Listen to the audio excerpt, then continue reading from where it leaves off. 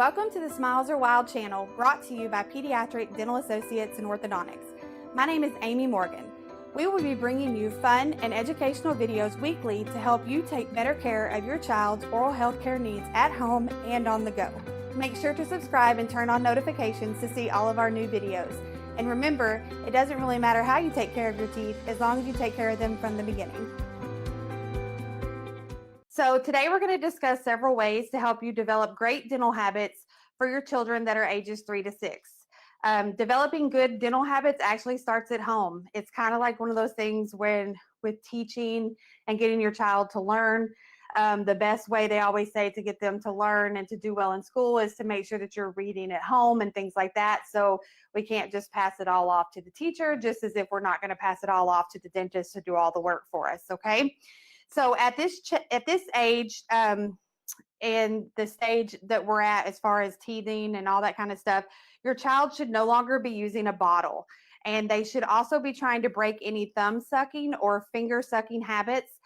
We know this can be difficult for parents, especially to try to navigate through how to get them to break these habits, get them off the pacifiers, things like that.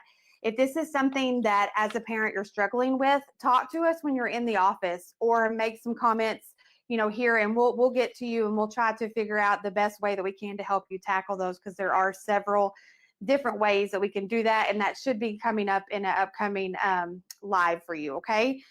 At this age, they would have a certain number of teeth. By this point, they should have all their baby teeth, or what we here call primary teeth.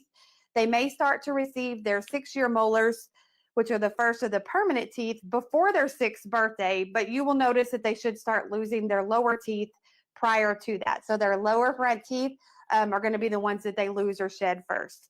As with most developmental stages, girls may start to lose or shed those teeth before boys. But, in general, they're going to all come out around the same time. Keep in mind that all children are different, and even siblings can lose and gain their teeth at different ages.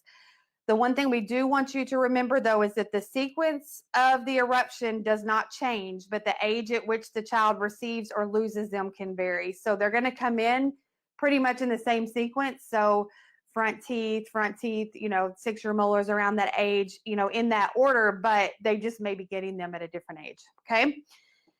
One of the most popular questions we get asked, especially at this age, is how can I make my child brush at home?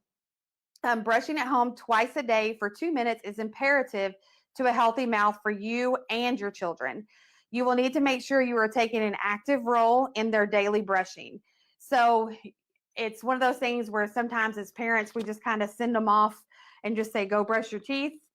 You want to make sure, that you're in there and that you are helping to take charge of that situation. I'm sure they can go in there and brush on their own, in the morning and at night, but you need to make sure you're doing a follow-up during that procedure just to make sure that they're getting all those areas. Kids at this age are not ready to brush on their own. So if they're in between the ages of 3 to 6, they are definitely not, equipped to be able to brush their teeth on their own, as far as like they can handle it and they can brush, but they may not be getting all parts of the teeth in the mouth that are necessary for that. This is due not only to the dexterity, but also that they can't comprehend that they have to cover all the areas of the mouth, including their teeth, their gums, and their tongue. The dexterity is the ability to hold the toothbrush properly, and this usually comes around the time when they can actually tie their shoes correctly. Not when they're learning how to do the bunny loops and all that kind of thing, just when they can really tie their shoes securely. So for some kids, this comes kindergarten, 1st grade. Some kids, for them to really get it, really well, 2nd and 3rd grade. So pretty much once they have a handle on actually tying their shoes correctly, then they should be able to properly hold their toothbrush, and you can kind of start to wean off from having to double check all the toothbrushing. One of the best ways for you to develop a good oral hygiene habits for your child is to be a good role model for them. Make sure you're following great brushing habits on your own and showing them by example. When we talk to kids in schools about brushing their teeth, we give them a few rules to follow for brushing. And so if they're following these at home, they should have some good dental checkups. So the first rule is to make sure you're brushing at least 2 times a day for 2 full minutes. The 2 full minutes thing can seem a little exhausting for kids, and we'll have some tips later on here on how you can kind of get around that. You also want to make sure they're flossing once a day at this age. Most of them have molars in the back that actually touch. When those start to touch is when you need to start flossing, okay? You can use a floss pick at this age, which we feel like is sometimes better to get them in the groove of flossing. But as they grow, we do want them to learn how to manually floss with actual floss string in order to get the correct C shape that you need to properly floss. And you're going to need to be using fluoridated toothpaste at this age. We went over it a couple weeks ago that the AAPD has actually released that it is fine for any age of a child to use fluoridated toothpaste as long as you're using the right amount by age.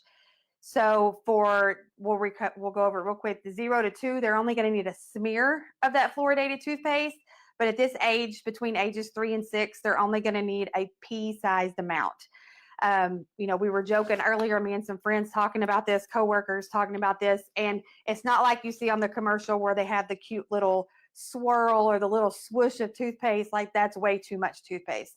So we want to make sure they're just using a pea-sized amount. This eliminates them accidentally swallowing too much of it, and it's just enough fluoride for them to have the appropriate amount for daily use. On that pea-sized amount, you're going to want to limit that to only when they learn how to spit properly. So a 3-year-old may not know exactly how to spit everything out properly. So you may have to work over in that age group from the smear to the pea-sized once they start to learn how to actually spit out the toothpaste.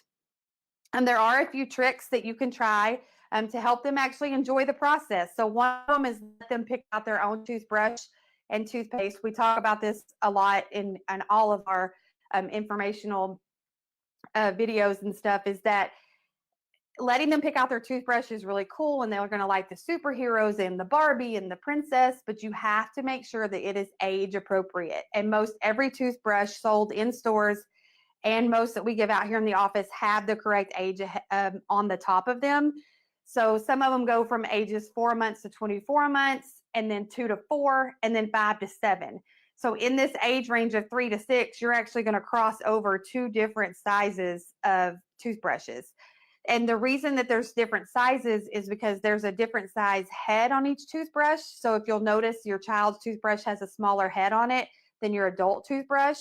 And there's also a difference in the kind of bristles that are used for that. So you may want a more, less soft, extra soft, whatever for adults, but the kids is made more for a kid's mouth. So you just want to make sure that when you're guiding them, that you're not telling your 2-year-old they can have Spider-Man when it's supposed to be for a 5 to 7-year-old. So just be very mindful of the ages on there. It can't just go by character. You want to make sure you're paying attention to the ages that are on there. Let them brush first and then follow up. We know we have a lot of children who can be pretty defiant in the brushing stage, and we just want to make sure that you're letting them have fun. Like, don't tell them, no, you don't know how to brush and you can't do it right.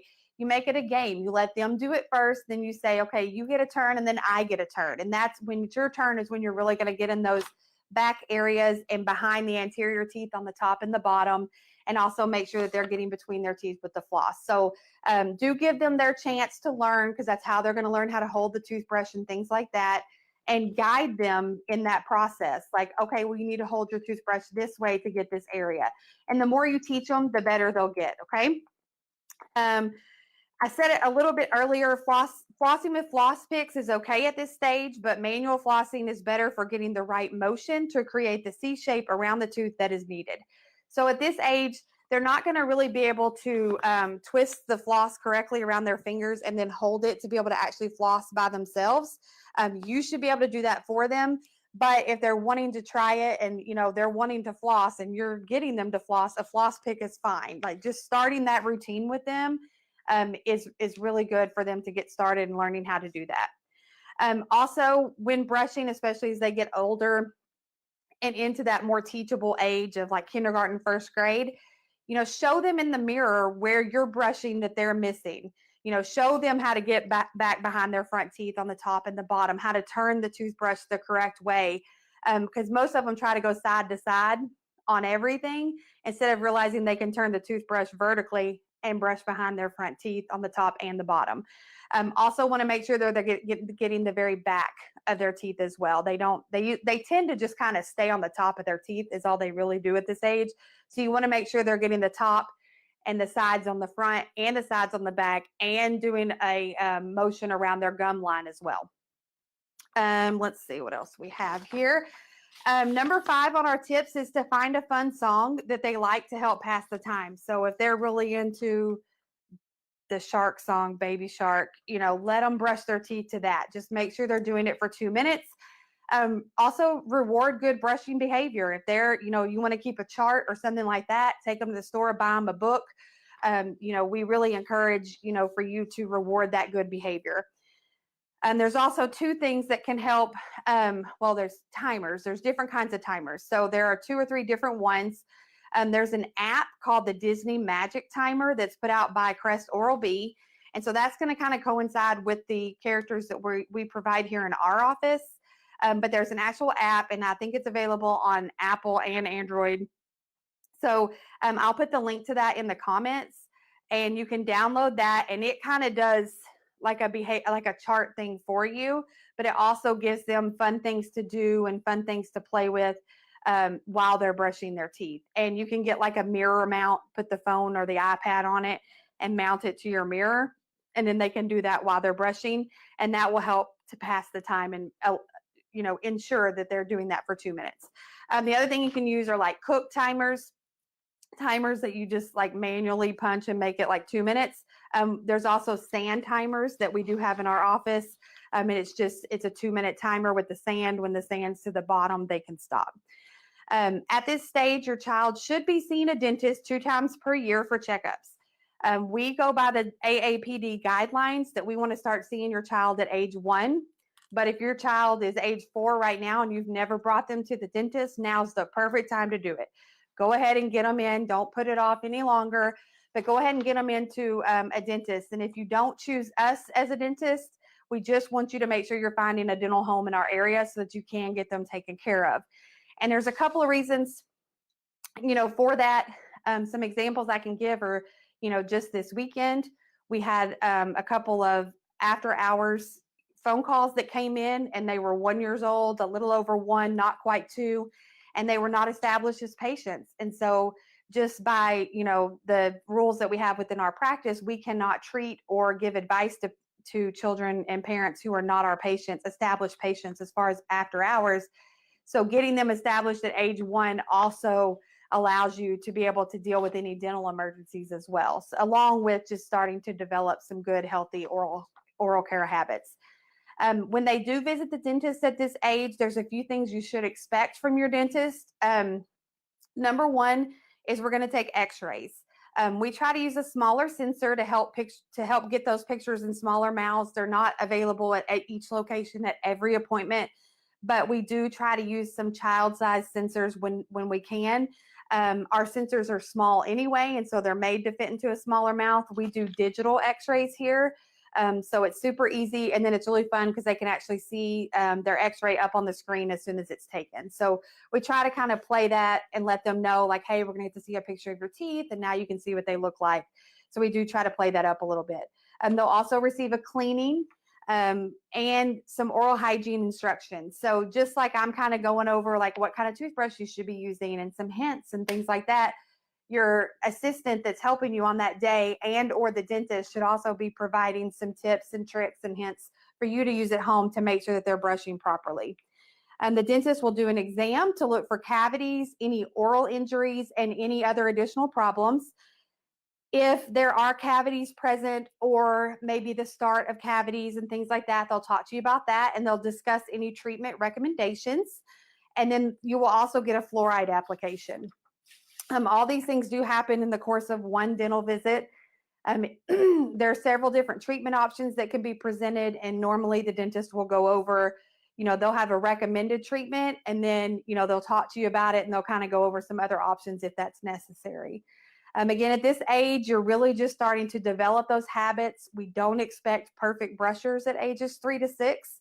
And that's really going to depend a lot on, how you're doing at home as far as taking care of it when they can't. So when they come in and there's some brushing issues, at that age, you want to make sure that you are helping. So listen to your dentist, make sure when they're saying, oh, especially when they say they have cavities between their teeth, that's from lack of flossing. So you want to make sure that you're flossing in between their teeth. And that will help keep them from getting those small cavities that usually start between the teeth. Again, we thank you for listening. We are going to take a couple of questions if there are any today, and we'll go from there. Give us 1 second while we gather those up. Is a battery-operated toothbrush recommended? Yes. At this age, you can use a battery-operated toothbrush. We in our office actually sell a rechargeable toothbrush for kids.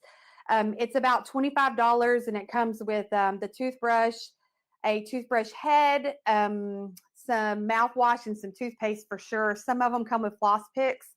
The rechargeable is actually better cost-wise. So I don't know exactly how much battery-operated ones cost in the store now, $6, $7, $8, but you do have to replace those toothbrushes every 3 months because the head is not removable. So you have to replace the entire toothbrush every three months. So if you want to look into getting a rechargeable, you can call our office and we will get we can get one of those for you, put up front, and you can come by and pay it. Like I said, they're around $25 plus tax, and those do have changeable heads. So you can just take the heads off after 3 months and replace it with a new one. And we do sell the replaceable heads as well. But you can also buy those in the store. They've come out with some really cute ones. I think they have a Cars one coming out and a Little Mermaid one coming out that's more for a younger crowd. And then we have one that's more of a age 6 and up to 8 or so, and then once they're 8 to 10 years old, they would transition to an actual adult. But a battery operated toothbrush at this age is perfect, especially if they like it. We actually shared a really funny video of a little girl who was using a manual toothbrush, and she was like shaking her head real hard and like making it seem like an electric toothbrush. So they think they're really fun, and if that encourages them to brush better, then we're all for it.